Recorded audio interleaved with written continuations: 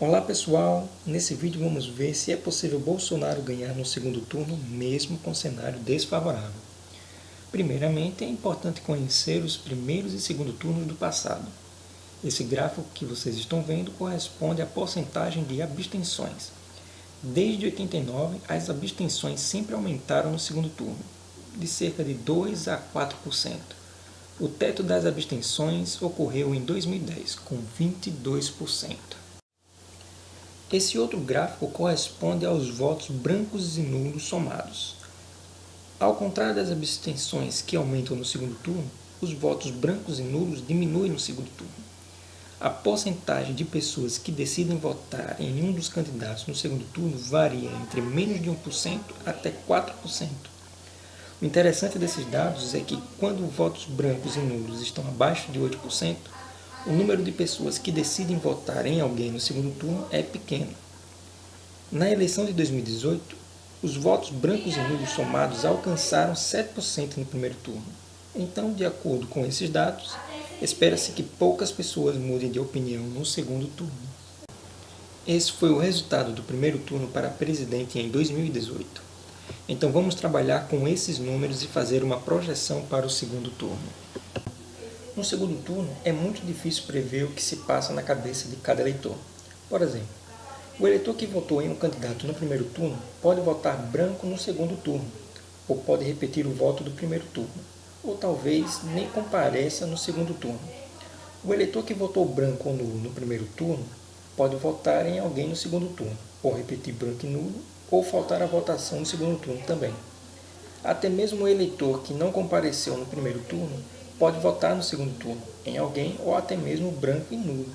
Existem diferentes possibilidades, algumas mais comuns, outras menos comuns de acontecer.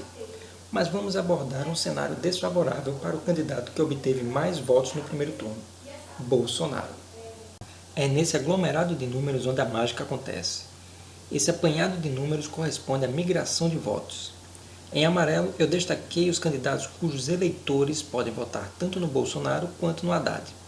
De todos os candidatos, Goulart foi o único que eu não considerei migração de votos, nem para Bolsonaro, nem para Haddad. Como é impossível prever o que cada eleitor vai decidir fazer no segundo turno, eu tive que simplificar. A simplificação consistiu na hipótese de que o eleitor que votou em um candidato que não seguiu para o segundo turno ficou magoado e desistiu de votar no segundo turno. Então esses votos vão para abstenções. Considerei também que eleitores de 3 candidatos podem votar tanto no Bolsonaro quanto no Haddad, que foram Alckmin, Cabo Daciolo e Marina Silva. Quem vota em Alckmin apenas está cansado do PT. Mas não podemos generalizar, por isso estimei que 80% dos votos de Alckmin migraria para Bolsonaro, 10% para Haddad e o restante faltaria no segundo turno, porque acredita que ambos os candidatos são igualmente ruins. Já Cabo Daciolo e Marina Silva vêm de partidos de esquerda. Daciolo deve ter tido bastante voto dos evangélicos, e como Bolsonaro recebeu o apoio dos líderes evangélicos, então considerei 65% para Bolsonaro, 25% para Haddad e o restante abstenção. Como Marina veio do PT, considerei 20% para Bolsonaro, 70% para Haddad e o restante abstenção. Para piorar um pouco mais a situação do Bolsonaro, considerei que 0,5% dos eleitores que votou nele no primeiro turno não vai votar no segundo turno. Digo isso porque conheci uma pessoa que disse que apenas votaria no primeiro turno, e essa pessoa votou no Bolsonaro. Considerando toda a migração de votos, Bolsonaro ganharia mais ou menos 9,5 milhões e Haddad aproximadamente 14 milhões. Nesses cálculos, a abstenção cresceu aproximadamente 2,3%, ou seja, quase 3 milhões de pessoas a mais deixariam de votar no segundo turno. Dá para perceber, então, que nossa projeção não está desconectada da realidade. Com relação aos votos brancos e nulos, que somaram pouco mais de 10 milhões, vimos que quando próximo de 7%, o número de pessoas que decidem votar em alguém no segundo turno é muito pequeno.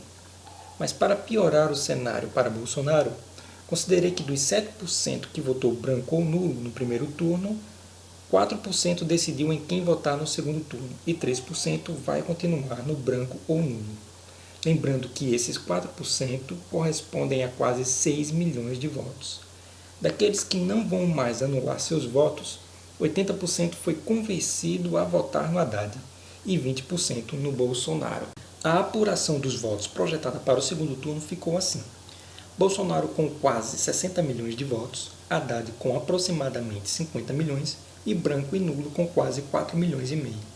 Considerando apenas os votos válidos, Bolsonaro, no pior cenário, ganha com 54,27%. Então é isso aí, pessoal. Mesmo Bolsonaro perdendo votos e Haddad convertendo a maior parte dos brancos e nulos para ele, Bolsonaro ganha.